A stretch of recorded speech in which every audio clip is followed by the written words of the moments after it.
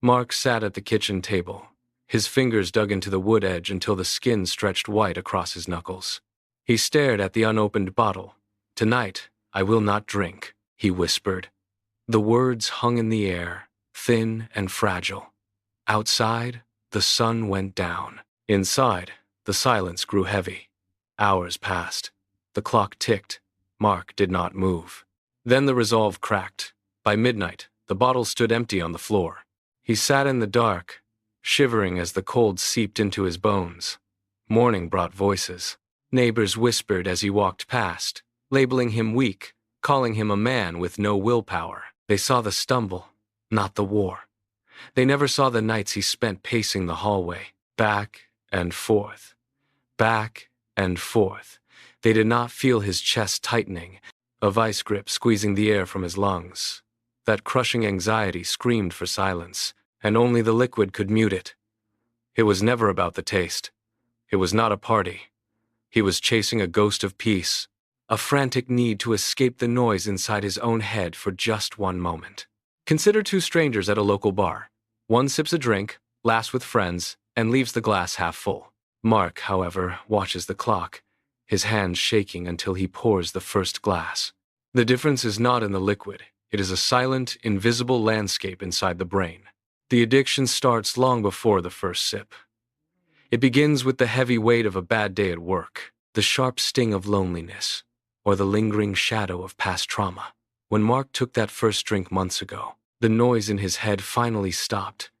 His shoulders dropped, the tension vanished, and for 1 hour, he felt normal. His brain registered that event like a primary survival instinct. It carved a deep path in his neural map. Stress equals pain, and the bottle equals the escape button. Every time anxiety crept into his chest, his hand reached for the bottle with the same automatic response one might use to pull a hand away from a hot stove. The brain learned that the liquid provided the only exit. It became a hardwired reflex, a desperate search for relief that bypassed all logic and reason, turning his own biology into a trap that demanded he reach out again and again. The brain's internal chemistry began to revolt. As the months dragged on, dopamine levels plummeted. The things that once sparked joy turned into gray, hollow routines. Mark stood in his living room, watching his family laugh at a movie, but the sound reached him as if through thick glass, distant and meaningless. He tried to pick up a book, but the pages blurred, and the effort felt like dragging weights through deep mud. The pleasure receptors in his brain had gone quiet. He was no longer drinking to chase a feeling of warmth or happiness. The high was gone, replaced by a desperate, mechanical necessity. He drank to keep the floor from falling out beneath him. He drank to keep the walls of his reality from collapsing inward. The cycle tightened its grip, turning every hour into a struggle to reach the next. He moved through the house like a ghost, his focus narrowed entirely to the bottle on the counter. It was no longer a choice. It was a structural necessity for his survival. Every day, the world grew duller, and the bottle became the only thing that kept the ground steady beneath his feet. The bottle was now a hollow promise. It no longer provided the silence he craved, only a dull, ringing numbness that left him more exposed than before. Mark sat at his table, the glass before him still full, and realized the truth his friends had been shouting for years. He was walking into a fire without a shield. To quit was not to simply put the glass down. It was to open the door to the room he had kept locked for a decade. He looked at the floor, seeing the debris of his own history, the missed opportunities, the spoken words that could never be reclaimed, the faces of people he had pushed away. Every memory was a sharp edge, and he had been burying them in alcohol to keep from bleeding. Now, the anesthesia was wearing off. He felt the cold air of his own loneliness pressing against his skin.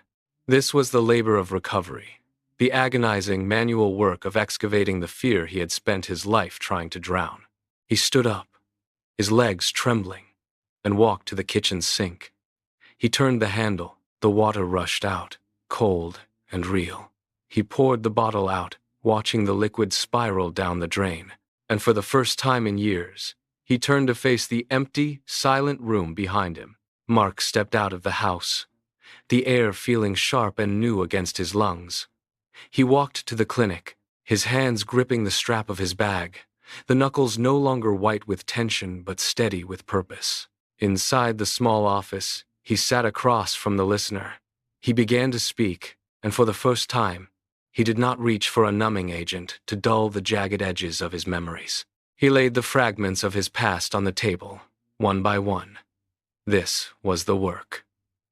It was slow, grueling, and quiet. Outside, the world kept spinning, but inside the room, a bridge was being built. He learned to name the ghost that had driven him to the bottle. He learned to sit with the silence without running from it. Recovery was not the absence of pain, but the presence of a new way to carry it. When others see a struggle, they often look only at the symptom. They miss the history, the war fought in the dark, and the immense, quiet strength required to stop hiding.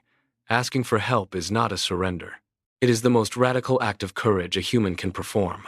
Mark looked out the window, his chest finally quiet, and realized he was not just quitting a habit. He was reclaiming his own life.